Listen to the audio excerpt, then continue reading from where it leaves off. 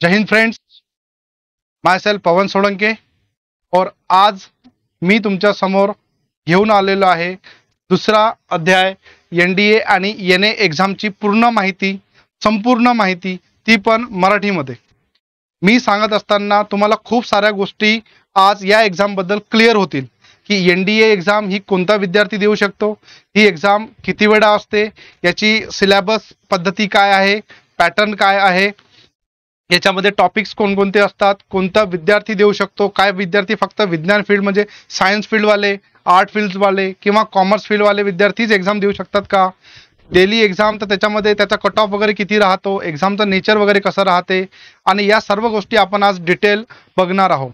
याच्या आधीच्या व्हिडिओमध्ये जर तुम्ही व्हिडिओ बघितला नसेल तर तुम्हाला आय बटनवर सर्व इन्फॉर्मेशन दिलेली आहे. तुम्ही तो व्हिडिओमध्ये बघून वेगवेगळ्या वयानुसार, वेगवेगळ्या वर्गानुसार, वेगवेगळ्या क्लासेसनुसार तुम्ही कोणकोणत्या अभ्यासक्रमाची तयारी करू शकता जे तुम्हाला डिफेन्स सर्व्हिसेसमध्ये जाता येईल, अशा प्रकारचे सर्व इन्फॉर्मेशन तुम्हाला त्या व्हिडिओमध्ये दिलेली असेल. आजचा जो व्हिडिओ आहे हा फक्त आपल्याला एनडीए आणि एनए एक्झाम जी संघ लोकसेवा आयोग कंडक्ट करते, म्हणजे यूपीएससी ही एक्झाम कंडक्ट करते, याच्यामुळे आपल्याला 3 सेनामध्ये जाता येतं. इंडियन आर्मी, इंडियन नेव्ही आणि इंडियन एअरफोर्स, ह्या 3 ट्राय सर्व्हिसेस ज्या एक्झाम आहे याच्यामध्ये जाण्याचा, याच्यामध्ये ऑफिसर बनण्याची जी पहिली स्टेप, पहिली जी पायरी राहते ती 11वी 12वी मधूनच जाता येते. तर ही जी एक्झाम आहे या एक्झाम बद्दल आज आपण टोटल इन्फॉर्मेशन बघूया की ट्रेनिंग पॅटर्न कसा असतो, रिटर्न एक्झाम कशी राहते, एसएसबी काय राहते, what are the factors of OLQs means officer like qualities काय काय लागतात, तुम्ही अभ्यासासोबत कोणत्या फिजिकल बॅरियर्स पण तुम्हाला सोबत असायला पाहिजे, कोणत्या फिजिकल ॲक्टिव्हिटी सोबत ठेवायला पाहिजे, तुम्ही कशा प्रकारे स्वतःला ढाळलं पाहिजे, या सगळ्या इन्फॉर्मेशनची माहिती आपण आज या व्हिडिओमध्ये सदर बघत आहे. मागं स्लाइडवर दिलेलं आहे NDA and NA exam. NDA means national defence academy and NA means naval academy. ही जी एक्झाम आहे हा वर्ग 11वी आणि 12वीचा विद्यार्थी, जो विद्यार्थी 12वी अपिअरिंग आहे आणि जो पास झालेला आहे. अपिअरिंग म्हणजे जो आता 12वीला शिकत आहे, 11वी पास झालेला आहे आणि 12वी पास झालेला विद्यार्थी ही एक्झाम देऊ शकतो. 11वी अपिअरिंग विद्यार्थी एक्झाम देऊ शकतो का? आधी म्हणजे मागच्या 2024 पर्यंत 11वी अपिअरिंग विद्यार्थी पण फॉर्म फिल करू शकत होता, परंतु 2025च्या एप्रिल महिन्याच्या अटेम्प्टपासून त्यांच्या नोटिफिकेशनमध्ये सरळ लिहिलेलं आहे की 11th appearing student are not eligible for the examination. याचा अर्थ 12वी इलिजिबल विद्यार्थी, 12वी अपिअरिंग विद्यार्थी इलिजिबल आहे किंवा 12वी पास विद्यार्थी अपिअरिंग आहे. त्याच्यानंतर याच्यामध्ये एज क्रायटेरिया आहे. एज म्हणजे वयाची अट आहे 16.5 ते 19.5. याच्यामध्ये वयाची अट अशी आहे की 16.5 ते 18.5 पर्यंत तुमचा विद्यार्थी पेपर देऊ शकतो. 19.5 ही ती वय राहील जेव्हा तो अकॅडमीमध्ये गेल्यानंतर तो भारतीय ध्वजाच्या खाली जेव्हा तो शपथरोहण घेणार तेव्हा त्याची वय 19.5 असायला पाहिजे. त्याच्यानंतर Indian arm forces as officer रँकवर जाण्यासाठी इनिशियल स्टेज कोणती आहे तर ही एक्झाम आहे. याच्या आधी कोणती एक्झाम होत नाही जी तुम्हाला ऑफिसर लेवलच्या रँकपर्यंत पोहोचवू शकते, आणि ही एक्झाम जी आहे यूपीएससी वर्षातून 2 वेळा घेत आहे. तर हे तर तुम्हाला सर्व स्लाइडवर दिलेलं आहे. आता याच्यामध्ये पॅटर्न का राहतो, ह्या सगळ्या गोष्टी आपण डिटेल एक बाय एक बघूया.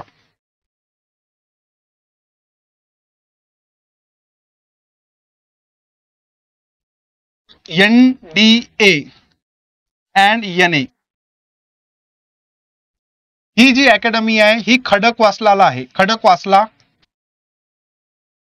पुणे, महाराष्ट्र. आणि ही जी अकॅडमी आहे ही आहे इजिमाला, केरळा. ही एक्झाम वर्षातनं 2 वेळा होते. ही एक्झाम यूपीएससी कंडक्ट करते. ही एक्झाम एप्रिल मंथ आणि सप्टेंबर या वर्षातनं 2 वेळा होते. या एक्झाम मध्ये 3 स्टेज आहेत. स्टेज 1, स्टेज 2 आणि स्टेज 3. स्टेज 1 मध्ये रिटर्न एक्झाम आहे जी OMR बेस्ड होते, म्हणजे त्याच्यामध्ये 4 ऑप्शन असतात, 4 पैकी एक ऑप्शन तुम्हाला क्लिक करायचा असतो. एक्झाम नॉन निगेटिव्ह मार्किंग राहते, 1/3 निगेटिव्ह मार्किंग राहते याच्यामध्ये. ही एक्झाम टोटल 900 मार्क्सची असते. त्याच्यानंतर या एक्झाममध्ये जे सिलेबस असते ते 11th आणि 12th science plus English plus SST plus SST science आणि मॅथमॅटिक्स या सगळ्यांचं सिलेबस मिळून जे 11वी 12वीला आहे तेच सिलेबस या एक्झाममध्ये राहते. पण या एक्झामची नेचर, या एक्झामचा जो चेकिंग करण्याचा जो पॅटर्न आहे तो याला थोडासा वेगळा बनवतो. सेकंड आहे SSB, स्टेज 2 आहे SSB, that is service selection board. Service selection board काय आहे हे पण आपण डिटेलमध्ये बघूया. आणि तिसरी एक्झाम आहे त्याला म्हणतात मेडिकल एक्झामिनेशन. या तिन्ही स्टेज बद्दल आपण आता माहिती जी आहे डिटेलमध्ये बघूया. एक्झाम ही UPSC कंडक्ट करते. ही अकॅडमी खडकवासला आणि इजिमाराला स्थित आहे, परंतु हे याची कॉम्बिन अकॅडमी जी आहे ही खडकवासलेला आहे. म्हणजे जे विद्यार्थी सिलेक्ट होतील त्यांचं 3 वर्षापर्यंत जे ट्रेनिंग आहे ते इथं होईल आणि 1 वर्षानंतरचं जे ट्रेनिंग राहते, जे ऑफिसरचं ट्रेनिंग राहते ते त्यांच्या रिस्पेक्टिव्ह अकॅडमीला होते. एप्रिल आणि सप्टेंबर अशा 2 वेळा ही एक्झाम वर्षातनं होते. आता ही एक्झाम ची रिटर्न एक्झामिनेशन. रिटर्न एक्झाम मध्ये 2 पेपर आहे. पेपर दोन्हीही एकाच दिवशी होतात, म्हणजे संडेला होतात आणि दोन्ही पेपर ऑफलाईन राहतात. ऑफलाईन म्हणजे पेन आणि पेपर बेस पेपर असतो. पेपर एकाच दिवशी होतो, एक सकाळी होतो आणि एक संध्याकाळी होतो. संध्याकाळी म्हणजे दुपारच्या वेळेला होतो. सकाळचा पेपर 9 ते 9, 9:30 ते 11, 11:30, 12, 12:30 दरम्यान होतो आणि दुसरा पेपर 2 ते 4:30, 5च्या दरम्यान होतो. दोन्ही पेपर, पहिला पेपर 1चं नाव आहे मॅथ्स आणि दुसऱ्या पेपरचं नाव आहे GAT, that is general ability test. पहिला पेपर 120 क्वेश्चनचा असतो, दुसरा 150 क्वेश्चनचा पेपर असतो. पहिल्या पेपरमध्ये 300 मार्क असतात आणि दुसऱ्या पेपरमध्ये 600 मार्क्स असतात. या पेपरमध्ये एका करेक्ट प्रश्नाच्या उत्तराला 2.5 मार्क्स मिळतात आणि एका गलत रॉंग उत्तराला रॉंग आन्सरला -0.84 मार्क्स कटतात. म्हणजे 1/3 निगेटिव्ह मार्किंग आहे. 1/3 निगेटिव्ह मार्किंग आहे. सिमिलरली इथं एका करेक्ट प्रश्नाला 4 मार्क्स मिळतात आणि एका रॉंग क्वेश्चनला -1.84 मार्क्स कटतात. याचा अर्थ असा आहे की या एक्झाम मध्ये तुम्हाला तेवढेच क्वेश्चन सॉल्व्ह करायचे आहे, तेवढ्याच क्वेश्चनचे आन्सर क्लिअर करायचे आहे, ज्याच्यामुळे तुमचा कट ऑफ क्लिअर होईल. दोन्ही पेपरचा सेक्शनल कट ऑफ राहतो. सेक्शनल कट ऑफ म्हणजे याच्यामध्ये 300 पैकी 25% म्हणजे तुम्हाला कमीत कमी 75 मार्क्स इलिजिबल करणे आवश्यक आहे. 75 मार्क्स जर तुमचे मिळेल तर तुमचा पहिला पेपर चेक होतो. सिमिलरली 600चे 25% म्हणजे 150 मार्क्स कमीत कमी तुम्हाला असायला पाहिजे.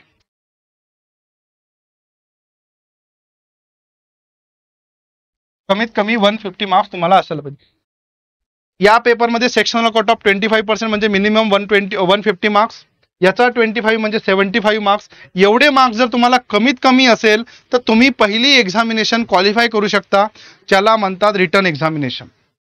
याच्यामध्ये जो सिलेबस आहे हा 11th plus 12th CBSE पॅटर्नचा syllabus आहे. आता सर CBSE पॅटर्न का? सर मी तर स्टेट बोर्डला आहे किंवा मी महाराष्ट्र स्टेट बोर्डला आहे, तर मी या एक्झामिनेशनची प्रिपेअर कशी करू शकतो? सर का मी स्टेट बोर्डला असून पण मी या एक्झामची तयारी करू शकतो का? हो, तू बिलकुल या एक्झामची तयारी करू शकतो. कारण पॅटर्न CBSE असल्यामुळे तुम्हाला यामध्ये 11वी 12वी बोर्डाच्या बुक सोबत NCERT वाचणे अनिवार्य आहे. NCERT सोबत NCERT एक्झाम्पलर्स सोबत तुम्हाला 11वी 12वीचे बोर्डाचे बुक्स या सगळ्या गोष्टी तुम्हाला वाचणे अनिवार्य आहे. अदरवाईज तुम्ही हे एक्झाम क्लिअर करू शकणार नाही. 11वी आणि 12वी ही पूर्ण कंप्लीट तुम्हाला अभ्यास करायची आहे. त्याच्यामध्ये तुम्हाला CBSE पॅटर्नचा अभ्यास राहील. आता मॅथमध्ये 120 क्वेश्चन आहेत. याचे जे टॉपिक्स राहतील, याचा जो सिलेबस राहील, सिलेबस एकदम नॉर्मल राहील. जसे की अल्जेब्रा राहील, त्याच्यानंतर ट्रिग्नॉमेट्री राहील, त्याच्यानंतर इंटिग्रेशन राहील, त्याच्यानंतर डेफिनेट इंटिग्रेशन राहील, त्याच्यानंतर डेरिव्हेटिव्ह राहील, त्याच्यानंतर डिफरन्शियल इक्वेशन राहील, तिथं ट्रायंगल्स राहतील, प्रॉपर्टीज ऑफ ट्रायंगल्स राहतील, त्याच्यानंतर कॉम्प्लेक्स नंबर राहील, स्टॅटिस्टिक्स राहील, प्रोबॅबिलिटी राहील. म्हणजे जे ऑलरेडी तुम्ही 11वी 12वीला शिकत आहे त्याला जर व्यवस्थित अभ्यास करून एक स्ट्रॅटेजाइज पॅटर्नमध्ये, सीबीएसईच्या पॅटर्नमध्ये जर तुम्ही आणि PYQ सोबत प्रिव्हियस इयर क्वेश्चन पेपरच्या पॅटर्ननुसार जर तुम्ही अभ्यास केला तर ही एक्झाम क्लिअर करणे जास्त कठीण नाही आहे. पेपर सोपा नाही आहे, परंतु अभ्यास जर व्यवस्थित केला तर हा पेपर 101% क्लिअर होऊ शकतो. ही झाली पहिली एक्झाम. आता सेकंड पेपर आहे गॅट. गॅटमध्ये 150 क्वेश्चन्स आहे. 150 क्वेश्चन्स असल्यामुळे याच्यामध्ये 50 क्वेश्चन्स इंग्लिशचे आहे, 50 क्वेश्चन्स सायन्सचे आहे आणि 50 क्वेश्चन्स SST आहे, दॅट इज सोशल स्टडीज.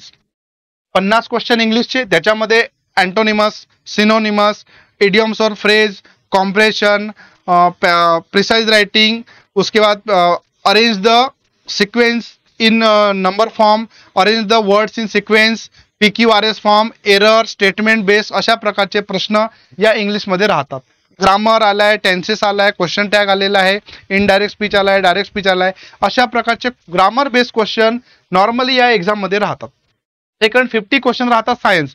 यामध्ये फिजिक्स, केमिस्ट्री आणि बायोलॉजी मिळून 50 प्रश्न असतात. फिजिक्स, केमिस्ट्री आणि बायोलॉजी मिळून 50 प्रश्न याच्यामध्ये असतात.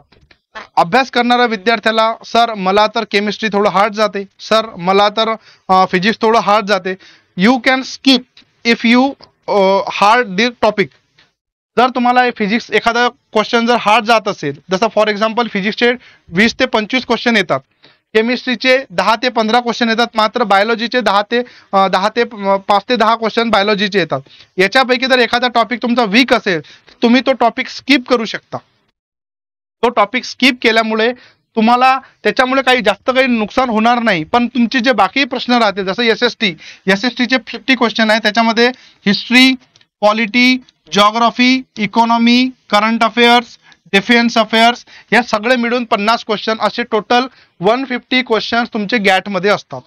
दोन्ही पेपरचा सेक्शनल कट ऑफ क्लिअर झाला की तुमची 15 ते 20 दिवसामध्ये मेरिट लिस्ट, रिटर्न एक्झामची लिस्ट येते, ज्याच्यामध्ये त्याच विद्यार्थ्यांचा रोल नंबर असतो जे विद्यार्थी रिटर्न एक्झाम क्वालिफाय झालेले आहे, आणि त्यांना एक पोर्टल ओपन होतं. त्या पोर्टलवर त्यांना त्यांचे SSB डेट सिलेक्ट करावे लागतात. हे त्यांच्यासाठी असतं ज्यांचा 25% minimum sectional cut off clear होतो. 15 ते 20 दिवसामध्ये तुमचा रिझल्ट आला, त्याच्यानंतर 10-15 दिवसामध्ये तुमचं पोर्टल ओपन होतो आणि त्या पोर्टलवर तुम्हाला SSBची डेट सिलेक्ट करावी लागते. आता SSB म्हणजे काय याच्याबद्दल आपण बघूया. SSB this is the service selection board.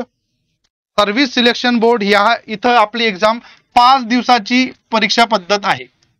5 दिवसाची एक्झाम असल्यामुळे इथं तुमच्या विद्यार्थ्याचा मेंटल ॲप्टिट्यूड, तुमचा सायकोलॉजिकल ॲप्टिट्यूड, तुमचा फिजिकल पॅरामीटर्स, तुमच्या सगळ्याच्या विचार करण्याची क्षमता, तुमची तार्किक क्षमता, तुमचं लॉजिकल रिझनिंग आणि तुमचं बिहेवियर, सोबत तुमच्यामध्ये ऑफिसर बनण्याच्या काही बेसिक क्वालिटीज किंवा तुमच्यामध्ये ऑफिसर बनण्याच्या काही बेसिक रिक्वायरमेंट आहे की नाही, या सगळ्या गोष्टी तुमच्या या SSB मध्ये चेक केल्या जातात. म्हणून ही एक्झाम 5 दिवसाची असते. 1 किंवा 2 दिवसाची एक्झाम नसल्यामुळे तुम्हाला 5 दिवसापर्यंत स्वतःला कंट्रोलमध्ये ठेवायचं आहे, स्वतःला पेशन्समध्ये ठेवायचं आहे, आणि जेवढी काही इन्फॉर्मेशन आहे ते तुम्हाला तिथं जे इन्स्ट्रक्टर राहतील, जे तुम्हाला जसे इन्स्ट्रक्शन देतील तशानुसार तुम्हाला या 5 दिवस तिथं राहायचं. या 5 दिवसामध्ये जेव्हा फर्स्ट डे राहतो, फर्स्ट डे मध्ये काय राहतं तर फर्स्ट डे सगळ्यात आधी फर्स्ट डे मध्ये तुमचं डॉक्युमेंट व्हेरिफिकेशन होतं. तुमच्या डॉक्युमेंटवर ते नाव आहे जे तुमच्या बोर्ड सर्टिफिकेटवर आहे का, तुमच्या मम्मीचं नाव सेम आहे का, तुमच्या पप्पाचं नाव सेम आहे का, तुमचं डेट ऑफ बर्थ सेम आहे का, ह्या सगळ्या गोष्टी त्याच्यामध्ये डॉक्युमेंट व्हेरिफिकेशनमध्ये बारकाईने चेक केले जातात. आणि जर एखाद्या विद्यार्थ्याच्या डॉक्युमेंटवर थोडे जर गडबड असली तर त्यांना तिथूनच फर्स्ट डेलाच वापस पाठवलं जातं.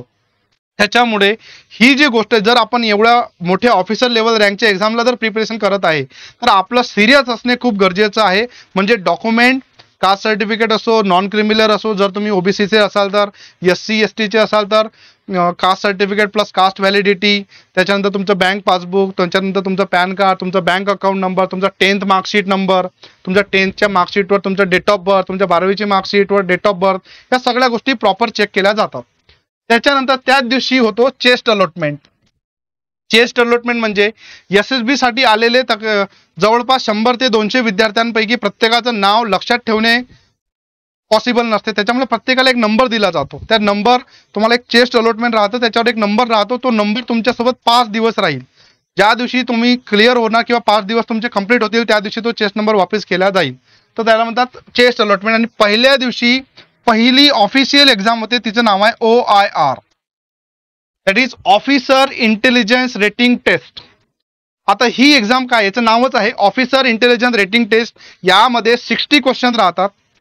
60 क्वेश्चन हे व्हर्बल आणि नॉन व्हर्बल टाईपचे क्वेश्चन राहतात. आणि यामध्ये तुम्हाला 18 ते 30 मिनिटांमध्ये 60 पैकी नियर अबाउट 30 ते 35 क्वेश्चन सॉल्व्ह करायचे असतात. म्हणजे यामध्ये सर्व टाइम मॅनेजमेंट आहे. 18 ते 30 मिनिटांमध्ये आउट ऑफ 60 क्वेश्चन 30 ते 35 क्वेश्चन तुम्हाला सॉल्व्ह करायचे असतात. This is the time management.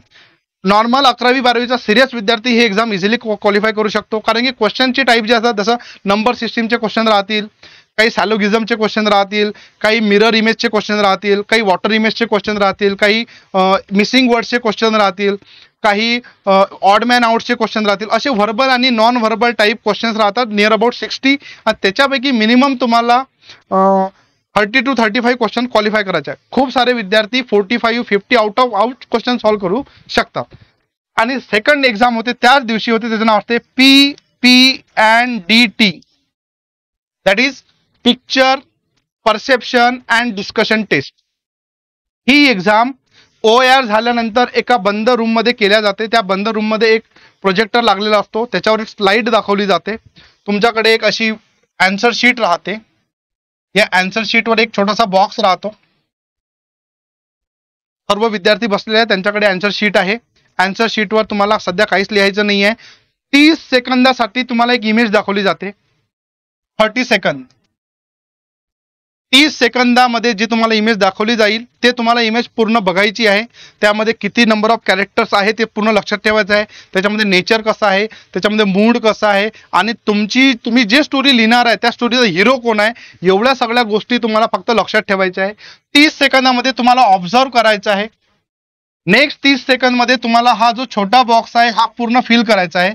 त्याच्यामध्ये नेचर, एक्झाम तुम्ही जो पिक्चर जो बघितला आहे त्याचा नेचर काय आहे, त्याचा मूड काय आहे, त्याची ॲक्शन काय आहे, त्याचा नंबर ऑफ कॅरेक्टर्स किती आहे, एवढ्या सगळ्या गोष्टी तुम्हाला फक्त 30 सेकंदमध्ये लिहायच्या आहे. आणि नंतर तुम्हाला 3 ते 4 मिनिटाचा एक टाइम मिळतो, त्याच्यामध्ये तुम्हाला एक स्टोरी लिहायची आहे. स्टोरी तुम्ही हिंदीमध्ये लिहू शकता.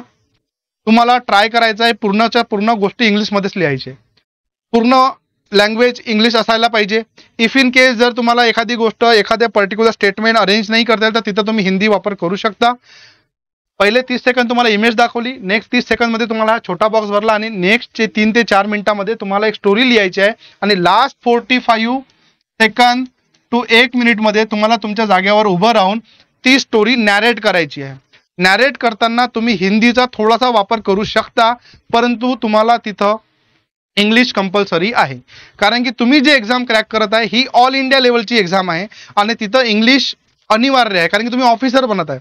ऑफिसरला एक ऑफिशियल लँग्वेज असते ते म्हणजे इंग्लिश, आणि ते तुम्हाला यायलाच पाहिजे. आणि जर प्रत्येक विद्यार्थ्याला तेवढी लँग्वेज येत नाही, पण ते तिथं ॲडजस्ट करतात की हाऊ यू प्रोनाऊन्सिएट, तुम्ही तुमचं प्रत्येक पर्टिक्युलर जे स्टोरी लिहिली आहे ते कशी मांडता, त्याचा व्ह्यू काय आहे, त्याचं ऑब्झर्वेशन काय आहे. म्हणजे तिथं तुमचा फक्त नजरिया चेक केला जातो. फक्त लँग्वेजमुळे तुम्ही तिथं सिलेक्ट केल्या जात नाही. म्हणून फक्त सर मी इंग्लिशच बोलायला पाहिजे का असं काही कंपल्शन नाही आहे. तुम्ही इंग्लिशच्या जागी हिंदीचा वापर करू शकता जर तुम्हाला एखादं स्टेटमेंट येत नसेल तर, किंवा मराठीचा वापर करू शकता. परंतु पुन्हा तुम्हाला शेवट आणि कन्क्ल्युजन हे इंग्लिशमध्येच करायचं आहे. तर ही फर्स्ट डेला एक्झाम होते. पहिल्या दिवशी फर्स्ट डेला काय राहते, document verification, chest allotment, officer intelligence rating test आणि PPDT. हे सगळ्याच्या सगळ्या गोष्टी एकाच दिवशी होतात. एका दिवशी झाल्यानंतर तुरंत याचा रिझल्ट लागतो. जे विद्यार्थी क्वालिफाय करतील मिनिमम मार्क्स त्यांना म्हणतात स्क्रीन इन होणे. ते विद्यार्थी 5 दिवस तिथंच राहतील, आणि जे विद्यार्थ्यांचं क्लिअर नाही झालं ते स्क्रीन आउट झाले त्यांना बॅक टू द होम जावं लागेल, बॅक टू द पवेलियन जावं लागेल, त्यांना परत यावं लागेल आणि त्यांना पुन्हा रिटर्नची तयारी करावी लागेल.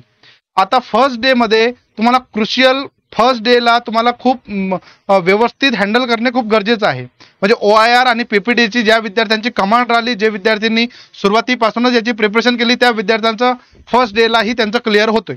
आता सेकंड डे बघूया. In second day first day complete हो गया, जो बच्चे क्लियर हुए उनका स्क्रीनिंग होगा और वो सेकंड डे में आएंगे. दुसऱ्या दिवशी चालू होईल आपला TAT, that is thematic perception test, WAT that is वॅट word association test, SRT situation reaction test आणि SD that is self description test. पहिल्या टॅट मध्ये 11 स्लाइड राहतात. त्याच्यामध्ये शेवटचे 45 सेकंद जे नॅरेशन राहतं ते सोडून आपल्याला बाकी सर्व प्रोसिजर PPTT सारखीच आहे. आणि एक शेवटची स्लाइड राहते, त्याच्यामध्ये तुम्हाला स्वतःची स्टोरी लिहायची असते. वर्ड असोसिएशन टेस्ट याच्यामध्ये 60 वर्ड्स राहतात आणि या 60 वर्ड्सचे तुम्हाला मिनिंगफुल सेंटेन्स लिहायचे राहतात. असं एक वर्ड दिलेला आहे, त्या वर्डचा एक मिनिंगफुल सेंटेन्स तुम्हाला लिहायचं आहे. SRT म्हणजे सिच्युएशन रिॲक्शन टेस्ट. या बुकलेटमध्ये 60 क्वेश्चन राहतात, ज्याच्यामध्ये वेगवेगळ्या सिच्युएशन्स तुम्हाला दिलेल्या राहतात आणि त्या सिच्युएशनचा बेस्ट ऑब्जेक्टिव्ह किंवा बेस्ट त्याच्यामधली जे सिच्युएशन हँडल करून ते सिच्युएशन समजून तुम्ही त्याच्यातून काय आउटपुट काढता, ते आउटपुट तुम्हाला 1 लाइनरमध्ये या क्वेश्चनचे आन्सर द्यायचे आहे. यावरून ते विद्यार्थ्याची तार्किक क्षमता समजतात की हा विद्यार्थी वेगवेगळ्या सिच्युएशनमध्ये कसा विचार करू शकतो. अशा प्रकारचे 60 क्वेश्चन याच्यामध्ये राहतात.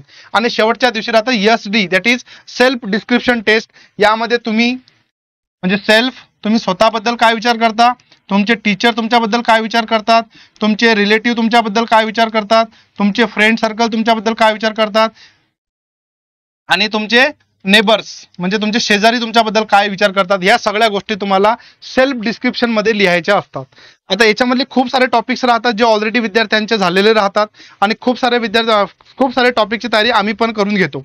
आता जसं फॉर एक्झाम्पल सेल्फ डिस्क्रिप्शन, हे प्रश्न तुम्हाला ऑलरेडी माहिती आहे आणि हा प्रश्नाचं उत्तर तुम्ही ऑलरेडी घरूनच व्यवस्थित आणि चांगल्या प्रकारे लिहून घेऊन जाऊ शकता. ही राहिली सेकंड डे. सेकंड डे मध्ये कोणता क्वालिफाईंग राऊंड नसतो, त्याच्यामुळे जे विद्यार्थी सेकंड डेला आहे तेच ऑब्व्हियसली थर्ड डेला पण जातील. त्याच्यानंतर होतो थर्ड डे. तिसऱ्या दिवशी जसं तर पहिल्या दिवशी आणि दुसऱ्या दिवशी विद्यार्थ्याची मेंटल ॲबिलिटी चेक केली गेलेली आहे, म्हणजे त्याची बौद्धिक क्षमता किती आहे. फर्स्ट आणि पहिल्या 2 दिवसामध्ये त्या दोन्ही गोष्टी चेक केल्या. आता थर्ड आणि फोर्थ डेला ह्या गोष्टी चेक केल्या जातात की याच्यावर जर कोणती या विद्यार्थ्यांवर जर एखादी जबाबदारी आपण दिली तर ही जबाबदारी तो कशा प्रकारे कंप्लीट करू शकतो, किंवा याचं फिजिकल पॅरामीटर, याचे फिजिकल स्वतःचं बॅलन्सिंग किती आहे, या सगळ्या गोष्टी चेक केल्या जातात. That is third day, that is GTO, that is ground task. GTO ही एक ऑफिसर राहतात, ग्राउंड टास्किंग ऑफिसर, जे आपल्याला वेगवेगळे टास्क ऑपरेट करायला लावतात. जसं for example half group task, snake race, hurdles, balancing, या सगळ्या गोष्टी तुम्हाला थर्ड डेला, म्हणजे ग्राउंडवर तुमचं फिजिकल किती एन्ड्युरन्स आहे, तुम्ही फिजिकली किती फिट आहे, फिजिकली फिट किती आहे या गोष्टी, आणि तो व्यक्तीचा बॅलन्सिंग कसं आहे, या सगळ्या गोष्टी तुमच्या थर्ड डेला चेक केल्या जातात. जसं फॉर एक्झाम्पल एक मोठा रॉड असेल, त्या रॉडवर कलर्स असतील रेड आणि ब्ल्यू, रेड ब्ल्यू, तुमच्याकडे काही वेट दिलं असेल आणि तुम्हाला तो व्यवस्थित त्या रेड कलरवर टच न करता तुम्हाला ब्ल्यू कलरला टच करून समोर जायचं आहे. म्हणजे त्या जो तुमच्याकडे जो ब्लॉक आहे त्याला रेडवर न ठेवता, त्या पायाला रेडवर न ठेवता ब्ल्यूला तुम्हाला क्रॉसिंग करायचं आहे आणि तुमचा पाय जमिनीला पण टेकला नाही पाहिजे. म्हणजे तुम्ही एक पर्टिक्युलर बॅलन्सिंग कसे करू शकता. सोबत अशी एक मोठी हे राहते, खोली राहते, त्याच्यामध्ये एक छोटासा गड्डा राहतो, त्याला एक रोप लावलेला राहतो, तुम्हाला इथून पळत यायचं आहे, त्या दोरला पकडायचा आहे आणि तोवढा गड्डा जो आहे गड्डा तो क्रॉस करायचा. या सगळ्या गोष्टी चेक केल्या जातात GTO मध्ये. GTO मध्ये मोस्टली सर्व विद्यार्थी, याच्यापेक्षा जास्त खेळकूद करणारे विद्यार्थी, याच्यापेक्षा चांगल्या प्रकारे मेहनत करणारे विद्यार्थी नॉर्मली ही थर्ड डे एक्झाम क्वालिफाय करतात. सोबत याच्यामध्ये MPE पण राहते, military planning exercise. GTO, IO आणि सायकोलॉजिस्ट हे तुम्हाला काही काम असाइन करतात, काही टास्क असाइन करतात. सोबत तुमच्या टीम सोबत हे काम तुम्हाला कमी वेळेमध्ये आणि चांगल्या प्रकारे जी टीम ते काम कंप्लीट करेल ती टीमला ते पूर्ण सिलेक्ट केला जातो. त्या टीम मधला एखाद्या जरी विद्यार्थ्याने चुकी केली तर त्या पूर्ण टीमचे मार्क्स कमी केल्या जातात. म्हणजे तुमच्या टीम सोबत किती कोऑर्डिनेशन आहे, या टीमला तुम्ही कसे लीड करता आणि तुमच्या एखाद्या चुकीमुळे पूर्ण टीमचे मार्क्स कमी होतील, म्हणजे तुम्ही जबाबदारी घेऊ शकता की नाही, ह्या सगळ्या गोष्टी चेक केल्या जातात GTO मध्ये. आणि चौथा दिवस राहतो जो फोर्थ डे. आता फोर्थ डे मध्ये तुमच्याकडे जनरल नॉलेज किती आहे, तुमच्याकडे किती नॉलेज आहे, किंवा तुम्ही एक जनरल ऑफिसर बनण्याच्या लायकीचे आहे की नाही, तुमच्यामध्ये फक्त अभ्यास क्षमता आहे की त्या अभ्यासाला वापरण्याची क्षमता आहे, तुम्ही कशा प्रकारे व्होकॅब्युलरी कशी आहे, तुमचं गेस्चर पोश्चर तुमची पर्सनॅलिटी तुम्ही कसे रिफ्लेक्ट करता, या सगळ्या गोष्टी चेक केल्या जातात चौथ्या दिवशी. त्याच्यामध्ये लेक्चुरिएट,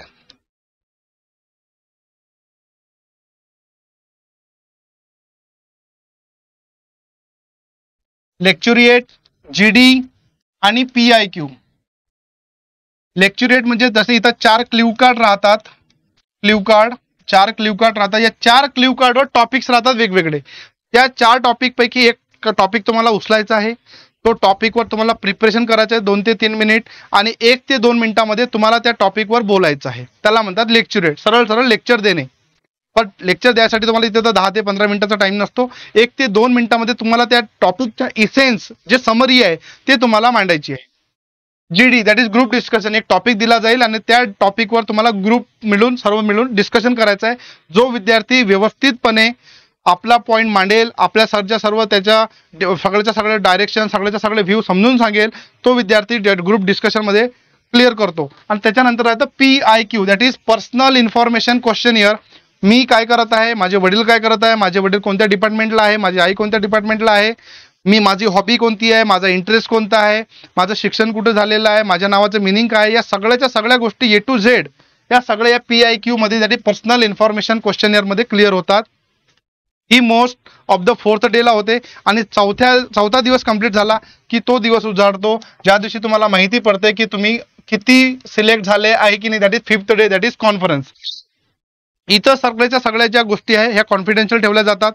5व्या दिवशी कॉन्फरन्स राहते. कॉन्फरन्समध्ये first day of your SSB that is जेव्हा OIR झाली, म्हणजे डॉक्युमेंट व्हेरिफिकेशन, चेस्ट अलॉटमेंट आणि OIR आणि PPTT झाली, तेव्हापासून तर लेक्चुरेट, GD आणि PIQच्या टॉपिकपर्यंत तुम्ही या 4 दिवस इथं काय केलेलं आहे ही सगळीच्या सगळी इन्फॉर्मेशन, आणि तुमचा एक छोटासा व्हायवा प्लस इंटरव्ह्यू सारखा इथं तुम्हाला 40 ते 50 मिनिटापर्यंत तुम्हाला ह्या सगळ्या गोष्टी तुम्हाला डिटेलमध्ये तुमच्या जे ऑफिसर राहतात, जे ॲक्सेसर आहेत त्यांच्याशी ते तुम्हाला विचारतील, सगळ्या गोष्टी तुम्हाला विचारतील. तुम्ही काय काय केलं इथं, काय काय कसा अनुभव होता, तुम्ही या सगळ्या गोष्टी कशा हँडल केल्या, तुम्ही किती PIQचे क्वेश्चन सॉल्व्ह केलेले आहे, किंवा तुम्हाला किती टॅट तुम्ही सॉल्व्ह केले, किती SRT सॉल्व्ह केले, किती SD सॉल्व्ह केलेले आहेत, या सगळ्या गोष्टीची इन्फॉर्मेशन तुम्हाला सांगायची असते.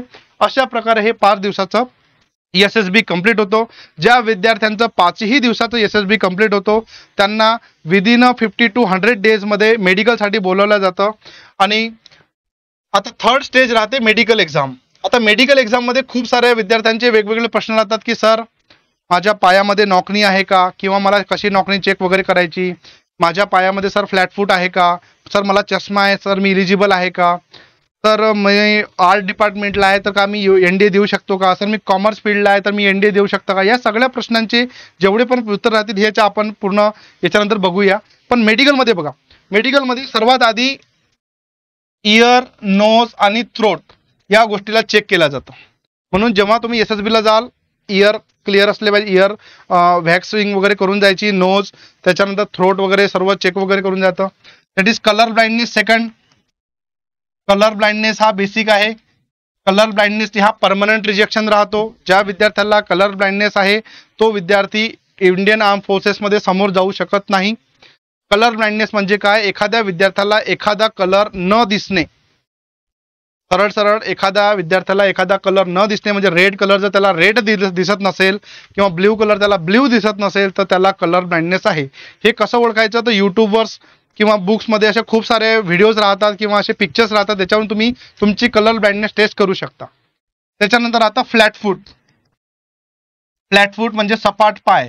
विद्यार्थ्यांचा सपाट पाय जर असेल तर ते इलिजिबल नाही आहे, परंतु हे परमनंट इलिजिबिलिटीमध्ये नाही आहेत, परमनंट रिजेक्शनमध्ये नाही आहेत. ज्या विद्यार्थ्यांना फ्लॅट फूट असेल त्याच्यासाठी आता मेडिकल सायन्स डेव्हलप झाल्यामुळे शूज पण आलेले आहेत. शूजची किंमत 5,000 पासून तर 15,000 पर्यंत शूज आणि किंवा सॉक्स ते जर तुम्ही 15 ते 20 दिवस जर सतत घालून जर ठेवलेले असाल तर तुमच्या पायाचा जो आर्च आहे तो क्लिअर होतो. म्हणजे फ्लॅट फूट ही तुम्हाला असेल पण तर ते तुम्ही क्लिअर करू शकता, त्याला म्हणतात फ्लॅट फूट. चौथं असते नॉकनी. नॉकनी म्हणजे तुम्ही पाय असे उभे राहिल्यानंतर तुम्ही जेव्हा व्ही बनवता तर व्ही बनवल्यानंतर तुमचे दोन्ही पाय एकमेकाला जुळायला नको. दोन्ही पाय एकमेकाला जुळत असतील तर तुम्हाला नॉकनी आहे, आणि जर जुळत नसतील तर तुम्हाला नॉकनी नाही आहे. एखादा विद्यार्थी असेल की सर माझे दोन्ही पाय जुळत आहे, तर घाबरण्याची गरज नाही. यूट्यूबवर अशा खूप साऱ्या एक्सरसाइज आहे ज्याच्यामुळे तुमची नॉकनी क्लिअर असू शकते.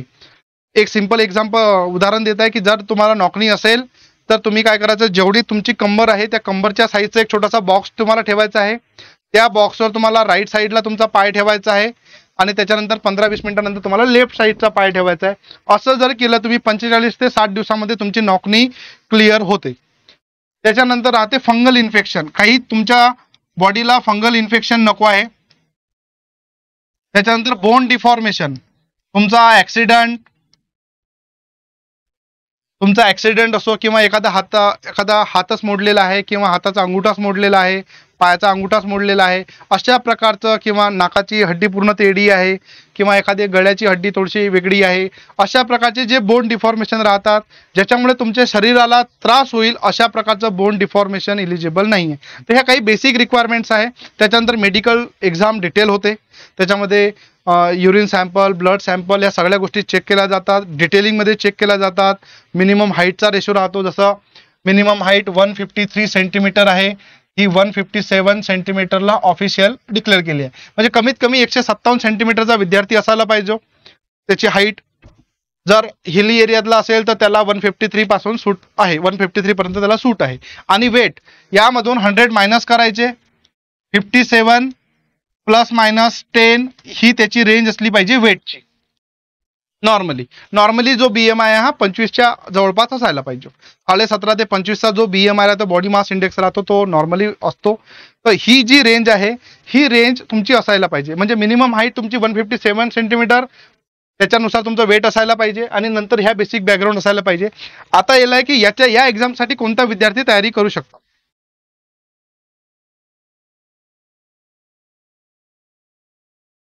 ठीक आहे.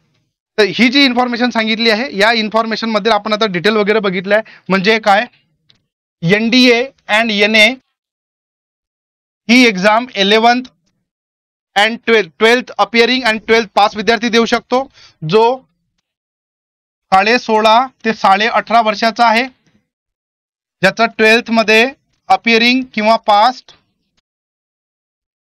आणि सायन्स बॅकग्राऊंड आहे. सायन्स म्हणजे फिजिक्स, केमिस्ट्री, मॅथमॅटिक्स. तर माझं मॅथमॅटिक्स नाही आहे, मी कॉमर्स फील्डचा आहे, तर मी एक्झाम देऊ शकतो का? हो, तू एक्झाम देऊ शकतो, पण तुला एक्झामसाठी मॅथमॅटिक्स आणि गॅटचा पेपर द्यावा लागेल. जर तू तिन्ही स्टेज क्लिअर केल्या, रिटन एक्झाम, SSB आणि मेडिकल, आणि जर तू सिलेक्शन झाला तर तू फक्त इंडियन आर्मीमध्ये जाऊ शकशील. कॉमर्सवाला विद्यार्थी फक्त इंडियन आर्मीचा पार्ट होऊ शकतो, जबकि सायन्सवाला विद्यार्थी इंडियन आर्मी, इंडियन नेव्ही आणि इंडियन एअरफोर्सचा पार्ट होऊ शकतो. तिथून तुम्हाला 3 वर्षाची डिग्री वगैरे मिळते. BTech कम्प्युटर सायन्स किंवा BTech bachelors of arts he degree तुम्हाला तिथून मिळते. 12th अपिअरिंग आणि वयाची अट झालेली आहे. येणाऱ्या एक्झामची डेट म्हणजे ही या वर्षी जी एक्झाम होणार आहे NDA 2025, 28 मे 2025 ला नोटिफिकेशन येत आहे, आणि 14 सप्टेंबर 2025 ला NDA ची एक्झाम आहे. जे विद्यार्थी 12वी पास झालेले आहेत त्यांच्यासाठी सुवर्ण संधी आहे. त्या विद्यार्थ्यांनी 28 मे ला म्हणजे परवाच्या दिवशी, म्हणजे 2 दिवसानंतर तुम्ही हा फॉर्म भरणार आहे. फॉर्मची फी SC ST आणि सर्वच्या सर्व महिलांना 0 आहे. OBC आणि ओपनच्या विद्यार्थ्यांना फॉर्मची फी आहे 100 रुपये. याच्यासाठी फोटो, सिग्नेचर, आधार कार्ड, 10वीची marksheet, 12th appearing marksheet, 12th appearing certificate किंवा डॉक्युमेंट, या सगळ्या गोष्टी लागतात. हा फॉर्म www.upsc.gov.in या वेबसाईटवर जाऊन तुम्ही भरू शकता. अधिक जर माहिती लागत असेल तर खाली दिलेल्या स्क्रीन नंबरवर या कोर्सेसबद्दल किंवा या क्लासेसच्या वेगवेगळ्या कोर्सेसबद्दल, जे कोर्सेस अपलोड होणार आहे, हे सर्व इन्फॉर्मेशन तुम्ही येणाऱ्या काही दिवसामध्ये तुम्हाला या चॅनलवर मिळेल. ही एक्झाम झाल्यानंतर तुमचं 3 वर्षापर्यंतचं जे ट्रेनिंग आहे, जसं फॉर एक्झाम्पल तुमची रिटन एक्झाम क्लिअर झाली, तुमचं SSB क्लिअर झालं, आणि तुमचं मेडिकल एक्झाम क्लिअर झालं, आणि टोटल 1800 म्हणजे 900 प्लस 900, टोटल 1800 मार्क्स पैकी जर तुम्हाला मिनिमम 1100 या फिर 1000च्या जवळपास जर मार्क आले तर तुमची दोन्ही एक्झाम क्लिअर होऊन तुम्ही अकॅडमीला जाता. ही अकॅडमी 3 वर्षापर्यंत तुम्हाला NDA आणि NA अकॅडमी इजिमा खडकवासला, तिथं तुमचं ट्रेनिंग होतं. 3 वर्षापर्यंत तुमचं रिगरस ट्रेनिंग होतं. 3 वर्षापर्यंत तिथं तुम्हाला एक स्टुडंट पासनं पहिले कॅडेट बनवलं जातं, कॅडेट पासनं तुम्हाला ऑफिसर बनवलं जातं. 3 वर्षाच्या रिगरस ट्रेनिंग नंतर ट्रेनिंगच्या दौऱ्यान 1 वर्ष तुम्ही तुमच्या रिस्पेक्टिव्ह अकॅडमीला जाता. जर समजा तुम्हाला इंडियन आर्मी ब्रांच रिलेटेड असले तर तुम्ही IMA ला जाणार, इंडियन मिलिटरी अकॅडमी देहरादून. जर तुम्ही इंडियन एअरफोर्स रिलेटेड राहिले तर तुम्ही दुंडिगलला जाणार, Indian air force academy Dundigal Hyderabad. आणि जर तुम्ही इंडियन नेव्हीशी राहिले तर तुम्ही इजिमाला केरळला जाणार. इथं 1 वर्षाचं ट्रेनिंग झाल्यानंतर तुमचं POP that is passing out parade होतं. आणि पासिंग आउट परेड नंतर तुम्ही officially declared as a class 1 officer लेवलची रँक हासिल करता वयाच्या 21 ते 21-22व्या वर्षी. आणि ती जी रँक राहते, जर तुम्ही इंडियन आर्मीशी रिलेटेड असाल तर तुम्ही राहता लेफ्टनंट, जर तुम्ही इंडियन एअरफोर्सशी असाल तर तुम्ही राहता फ्लाइंग ऑफिसर, आणि जर तुम्ही इंडियन नेव्हीशी राहता तर तुम्ही बनता सब लेफ्टनंट. आता ही क्लास 1 ऑफिसरची पोस्ट आहे, ज्याच्यामध्ये तुम्हाला ऑफिसर बनल्यानंतर तुमच्याकडे खूप सारे रिस्क अँड रिस्पॉन्सिबिलिटीज येतात. तुम्हाला सॅलरी, सिक्युरिटी ह्या तर त्याच्यासोबत मिळणारे पर्क्स आहे, परंतु तुमच्याकडे सर्वात महत्त्वाची म्हणजे रिस्पॉन्सिबिलिटी असते देशाला व्यवस्थित चांगल्या हाती ठेवण्याची, संरक्षणमध्ये किंवा सिक्युरिटी, इंटरनल सिक्युरिटीमध्ये तुमचं योगदान करण्याची तुमच्याकडे सुवर्ण संधी आहे at the age of 17 or 18.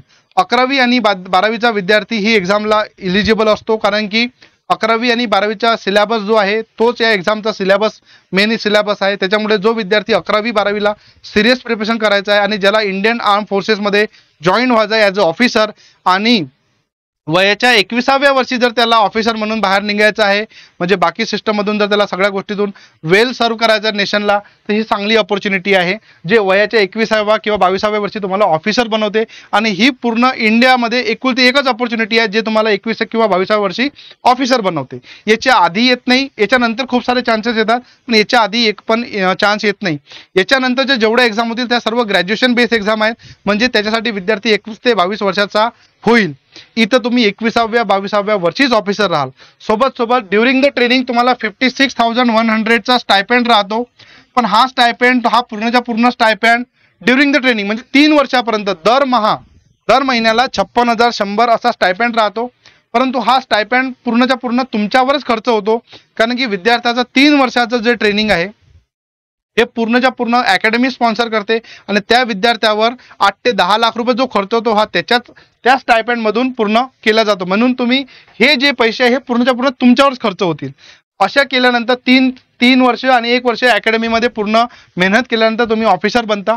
इथं तुम्हाला मग फुल सॅलरी वगैरे मिळते, सोबत perks, facilities, HRA, DA, house rental, electricity allowance, त्याच्यानंतर रेशन अलाउन्स, कॅन्टीन अलाउन्स, त्याच्यानंतर तुम्हाला 3 ते 4 लाख रुपये महिना असलेला एक बंगला मिळतो, त्याच्यामध्ये कुक मिळतो, त्याच्यामध्ये एक गाडी मिळते, गाडीमध्ये पेट्रोल गव्हर्नमेंटचं मिळतं. टोटल A to Z सगळ्या सुविधा आहे.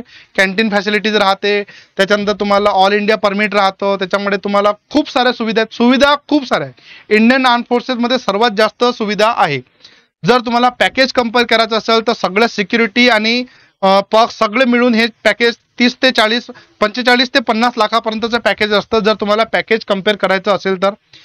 If in case you are prepare for this examination and you आता तुमच्याकडे अटेम्प्ट किती आहे, सर माझी एज अशी आहे, मी या वयोगटात बसतो की नाही, तर याच्याकडे मिनिमम वयाची जी अट आहे ती मी तुम्हाला सांगितली आहे की 15.5 ते 18.5 वर्षाचा विद्यार्थी याच्यामध्ये बसू शकतो. पण माझ्याकडे अटेम्प्ट किती आहे, तर तुमच्याकडे बेटा टोटल 5 अटेम्प्ट आहे. या 5 अटेम्प्ट पैकी कोणत्याही एका अटेम्प्टमध्ये तुम्हाला रिटर्न, SSB आणि मेडिकल एक्झाम क्लिअर करून तुम्हाला 3 स्टेज क्लिअर करून अकॅडमीपर्यंत पोहोचायचं आहे. तर जर मी 5ही अटेम्प्ट व्यवस्थित प्रिपरेशन केलं आणि इफ इन केस जर माझं प्रिपरेशन नाही व्यवस्थित झालं आहे परंतु माझं सिलेक्शन नाही झालं, तर तुम्ही शिकलेल्या सगळ्या गोष्टी ह्या वाया जाणाऱ्या नाही आहे. याच्यामुळे तुम्हाला फिजिकल इंड्युरन्स येऊन जातं, म्हणजे तुमची फिजिकल पर्सनॅलिटी बनेल. दुसरं महत्त्वाचं म्हणजे तुम्हाला वेगवेगळ्या कॉम्पिटिटिव्ह नेचर कशी आहे याची इन्फॉर्मेशन तुम्हाला कमी वयामध्ये येऊन जाईल, आणि तुम्हाला कोणत्या क्षेत्रामध्ये करिअर करायचं आहे याची पण इन्फॉर्मेशन तुम्हाला कमी वयामध्ये येऊन जाईल. आणि ज्या वेळेस तुमचे NDAचे अटेम्प्ट खतम होतील तेव्हा तुमचे CDS, combined defence service, FCAT, Air Force common admission test, CAPF, central arm police forces या सगळ्याचे अटेम्प्ट स्टार्ट होतील. म्हणजे तुम्ही केलेला अभ्यास हा वाया जाणार नाही. आणि सोबत सोबत जे विद्यार्थी JEE साठी प्रिपरेशन करतात त्यांच्याकडे 2 अटेम्प्ट पुन्हा वाढतील, म्हणजे टेक्निकल एंट्री ज्याला TES एंट्री म्हणतो त्याचे पण फॉर्म चालू आहे. जे विद्यार्थी यावर्षी 12वी पास झालेले आहे त्यांच्यासाठी पण सुवर्ण संधी आहे. त्या पण फॉर्मची लिंक आणि त्याची पण डिटेल तुम्हाला खालच्या नंबरवर मिळून जाईल. त्याची PDF पण या व्हिडिओच्या खाली टेलिग्राम चॅनलवर तुम्हाला सर्व गोष्टी अवेलेबल होऊन जाईल. TES त्याची टेक्निकल एंट्री, याच्यामध्ये जे विद्यार्थ्यांची JEE क्वालिफाय झालेले आहे आणि बोर्डमध्ये ज्यांना 60% अबोव मार्क्स आहे ई सब्जेक्टमध्ये, जसं फिजिक्स, केमिस्ट्री आणि मॅथमॅटिक्स, ते पोरांसाठी टेक्निकल एंट्री इलिजिबल आहे. म्हणजे जर तुम्ही JEE वाले स्टुडंट असाल तर तुमचे 5 आणि 2 7 अटेम्प्ट आहे. आणि जर तुम्ही JEE वाले स्टुडंट नसाल, CET लेवलचे स्टुडंट असाल, 11वी 12वी बोर्डचे स्टुडंट असाल, तर तुम्ही ही एक्झाम मस्ट द्यायला पाहिजे. मुलींसाठी पण ही चांगली अपॉर्च्युनिटी आहे. जर स्वतःच्या पायावर जर तुम्हाला उभं व्हायचं असेल, 21व्या वर्षी ऑफिसर म्हणून तुम्हाला जर समोर जायचं असेल, तर ही तुमच्यासाठी पण चांगली सुवर्ण संधी आहे. Indian arm forces eagerly wait for the woman participation in Indian arm forces. म्हणजे इंडियन डिफेन्स सिस्टम स्वतःच म्हणत आहे की वुमननी, प्रत्येक वुमननं पार्टिसिपेट करायला पाहिजे. ह्या सगळ्या केल्यानंतर तुमच्याकडे खूप साऱ्या संधी राहतात की तुम्हाला तुमच्या लाईफमध्ये कोणत्या क्षेत्रामध्ये जायचं आहे. म्हणजे एक बेसिक UPSC लेवलची एक्झामिनेशन आहे आणि माझी तरी इच्छा आहे की प्रत्येक विद्यार्थ्यांना आपल्या जीवनामध्ये ही एक्झाम द्यायला पाहिजे. एक्झाम यासाठी द्यायला पाहिजे कारण की ही एक्झाम 11वी 12वी तुम्ही करतच आहे तर तुम्ही ही एक्झाम देऊ शकता. मुलींसाठी पैसे लागत नाही, SC STच्या मुलांसाठी पैसे लागत नाही, OBC वाल्यांसाठी 100 रुपये फी आहे. पेपर एका दिवसाची एक्झाम आहे. तुम्ही चांगला प्रिपरेशन जर केला तर तुमची पूर्ण लाईफ चेंज होऊ शकते. आणि व्यवस्थित जर त्या गोष्टीला हँडल केलं तर तुमची लाईफ 21व्या पर्यंत, वयाच्या 21 किंवा 22व्या वर्षापर्यंत तुमची लाईफ सेट होऊ शकते. सेट म्हणजे अशी सेट होऊ शकते की तुम्हाला नंतर तुमच्या मागं पाहायची गरज राहणार नाही. आणि सर्वात सॅटिस्फॅक्शन असं आहे की याच्यामध्ये तुम्हाला अनलिमिटेड सिक्युरिटी आहे, सेफ्टी आहे. Safety is in the sense तुम्हाला जसं आता बॉर्डर सिच्युएशन आले, तुम्हाला बॉर्डरवर नाही जायचं आहे. तुमच्या अंडरमध्ये 60 to 70 लोकांचे ट्रेनीज राहतात, कॅडेट्स राहतात, ऑफिसर्स राहतात, ज्यांना तुम्हाला त्यांची पूर्ण रिस्पॉन्सिबिलिटी तुमच्या ऑफिसर लेवल रँकवर आहे. त्याच्यामुळे तुमच्यावर दुसऱ्यांची रिस्पॉन्सिबिलिटी राहते, म्हणून तुमचं डिसिजन खूप मायने ठेवते. आणि त्याच्यासाठी ही एक्झाम अशा प्रकारे बनवलेली आहे. दुसरी महत्त्वाची, सर मी स्टेट बोर्डचा विद्यार्थी आहे किंवा मी CBSEच्या बोर्डचा विद्यार्थी आहे की सर का मी हे एक्झाम क्लिअर करू शकतो? हो, तू हे एक्झाम क्लिअर करू शकतो. का? कारण की एक्झाम क्लिअर करणारे विद्यार्थी तुझ्याच एजचे आहे. एक्झाम क्लिअर करणारे विद्यार्थी तेच वाचत आहे जे तू वाचत आहे. त्याच्यामुळे जर ते विद्यार्थी क्लिअर करू शकतात तर तुम्ही पण ही एक्झाम 100% क्लिअर करू शकतात. सो 28 मेला फॉर्म निघत आहे. जे 12वी पास विद्यार्थी आहे किंवा जे 12वी अपेरिंग विद्यार्थी आहे त्यांनी 28 मे 2025 रोजी येणाऱ्या 2 दिवसामध्ये हा फॉर्म फिल करा. फॉर्म www.upsc.gov.nic.in वर अवेलेबल आहे. तो अजून काही जर इन्क्वायरी असली, अजून काही जर क्वेरी असली तर तुम्ही कमेंट सेक्शनमध्ये, व्हिडिओच्या खाली कमेंट सेक्शनमध्ये तुम्ही सगळे तुमची इन्फॉर्मेशन शेअर करू शकता. NDA आणि NA बद्दलचे जेवढे क्लासेस आहे आणि ऑनलाईन किंवा ऑफलाईन जो प्रोग्राम आहे हा येणाऱ्या काही दिवसामध्येच अमरावती येथे, पंचवटी येथे सुरुवात होऊन जाईल. त्याची सर्व डिटेल इन्फॉर्मेशन तुमच्या ऑफिसला, आमच्या ऑफिसला भेट देऊन तुम्ही कळवू शकता. आणि तुम्हाला जर काही पण रिलेटेड इन्फॉर्मेशनची क्वेरी असेल किंवा डाऊट्स असेल किंवा तुमच्या विद्यार्थ्यांना या क्षेत्रामध्ये पाठवायचं असेल तर तुम्ही एकदा येऊन ऑफिसला भेट द्या आणि तिथं इन्क्वायरी वगैरे करा. तुम्हाला तिथं सर्व इन्फॉर्मेशन शेअर केल्या जाईल. So thank you so much. जय हिंद, जय भारत.